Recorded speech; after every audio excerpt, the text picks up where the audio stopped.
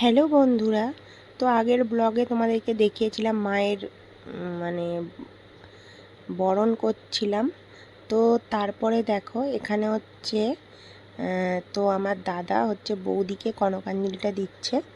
যেহেতু বৌদি বরণ করেছে তাই বৌদিকে কনকাঞ্জলিটা দিয়ে বৌদি আর কিন্তু ঠাকুরের মুখ দেখবে না, এবার হচ্ছে একদম ঘরে ঢুকে যাবে।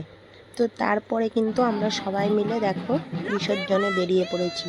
আর সব থেকে মজার জিনিস কি জানো তো, যে আমাদের পুজোটাতে সবাই প্রচুর খুব আনন্দ করে এবং সবাই আসে। আর এইবারে আমার ভাগ্যটা ভালো যে আমার বর এসেছে, অনেক জোর জবরদস্তি করার পর কিন্তু আমার বর এসেছে।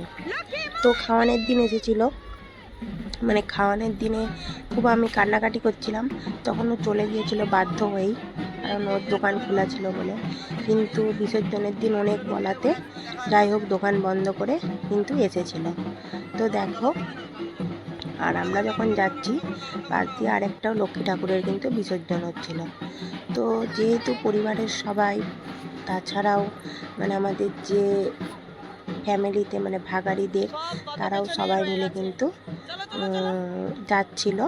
তো ওইটাই খুব বেশ ভালো লাগছিল, সবাই মিলে বিসর্জনে যাচ্ছিল, খুব মজা হচ্ছিল। তো দেখো আমরা কিন্তু চলেই এসেছি যেই পুকুরটাতে কিন্তু ঘট তোলা হয়েছে সেই পুকুরটাতে। কিন্তু এখানটায় খুবই অন্ধকার, আলোই নেই।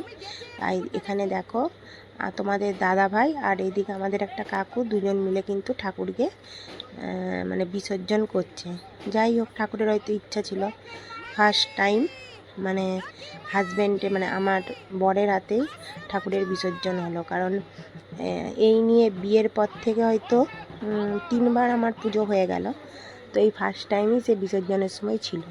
তো বিসর্জন থেকে আসার পরে আমাদের বাড়ির এটাই নিয়ম, এই যে 3 জনে দেখো 3টে প্রসাদ নিয়ে বসেছে। একজন হচ্ছে সিদ্ধি নিয়ে বসেছে আমার মা, আর আমার দিদি পায়েস নিয়ে বসেছে, আর বৌদি হচ্ছে ঘুগনি, আর ওই দিকের বড় বৌদি হচ্ছে চিড়ে প্রসাদ।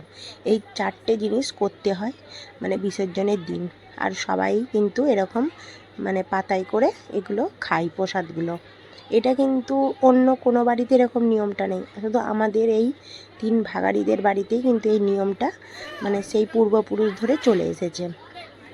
তো এটা খুবই বেশ ভালো লাগে। দেখো এখানে কিন্তু পুরো একদম সেই দোকানদারের মতো সবাই বসে কিন্তু দিচ্ছে। তো ভিডিওটা কেমন লাগলো